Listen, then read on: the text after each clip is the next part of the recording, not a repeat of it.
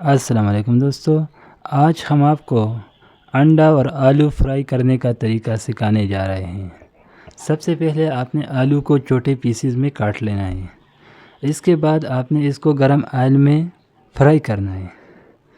اس کو آپ نے کسی دوسرے برتن میں رکھنا ہے۔ اس کے بعد آپ نے پیاز کو جو ہے وہ فرائی کرنا ہے۔ جب پیاز کی رنگت تبدیل ہو جائے اس کے بعد آپ نے اس میں ٹماٹر ڈالنا ہے، اسی پیاز کے ساتھ مکس کر دینا ہے۔ اس کے بعد آپ نے حسب ذائقہ نمک ڈالنا ہے۔ اس کے بعد آپ نے 2 انڈے 3 انڈے جتنے بھی آپ کی مرضی وہ لینا ہے اور اس کو ایک برتن میں ڈال کر اس میں چمچ ہلانا ہے۔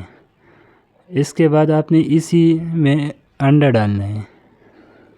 انڈا ڈالنے کے بعد آپ نے چمچ سے اس کو بھی ہلانا ہے، اچھی طریقے سے مکس کرنا ہے۔